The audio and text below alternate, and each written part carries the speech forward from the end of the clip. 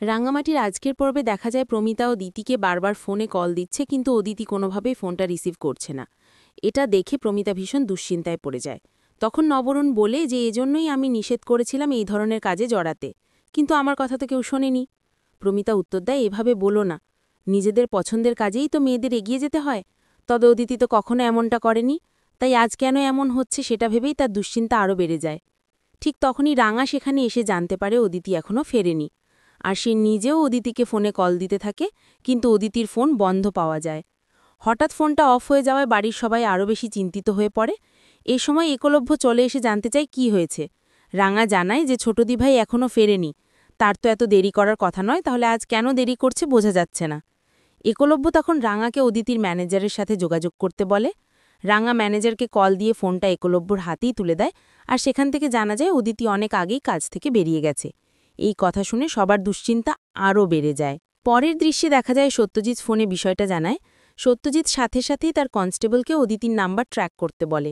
অন্যদিকে দেখা যায় অদিতিকে তার দুইজন কলিগ জোর করে ফ্ল্যাটে নিয়ে যায় এবং তাকে নেশাজাতীয় কিছু খাইয়ে অজ্ঞান করে ফেলে।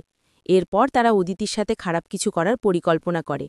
সিন ঘুরে আবার দেখা যায় সত্যজিৎ লোকেশন জেনে রাঙাকে খবর দেয় এবং বলে যে তার যেতে একটু দেরি হবে, তাই একলব্য এবং রাঙা যেন আগে বেরিয়ে যায়। অন্যদিকে বৃন্দা হঠাৎ চেঁচামেচির শব্দে ঘুম ভেঙে ফেলে এবং আড়ি পেতে শোনে অদিতিকে নিয়ে কথা হচ্ছে। তখন সে নিচে নেমে আসে। রাঙার হাতে তীর দেখে বৃন্দা মনে মনে ভাবে রাঙার তীর পুড়িয়েও তাকে আটকানো গেল না। এরপর একলব্য এবং রাঙা অদিতিকে খুঁজতে বেরিয়ে পড়ে। এদিকে অদিতির কলিগরা তাকে ভিডিও করতে থাকে এবং নানাভাবে হেনস্থা করার চেষ্টা চালায়। অদিতি সর্বোচ্চ চেষ্টা করেও নিজেকে বাঁচাতে পারে না। ঠিক তখনই রাঙা আর একলব্য সঠিক জায়গায় পৌঁছে দরজা ভেঙে ভেতরে ঢুকে যায়। আর অদিতিকে অজ্ঞান অবস্থায় দেখে দুই ছেলে পালাতে চাইলে রাঙা তাদের পায়ে তীর ছুঁড়ে দেয়। এরপর সত্যজিৎ এসে তাদের পুলিশে তুলে দেয়। রাঙা বুঝতে পারে অদিতিকে নেশাজাতীয় কিছু খাওয়ানো হয়েছে, তাই সে অজ্ঞান হয়ে আছে। তখন সত্যজিৎ বলে যদি অসুবিধা না থাকে তবে তাকে তার বাড়িতেই নিয়ে যাওয়া যেতে পারে।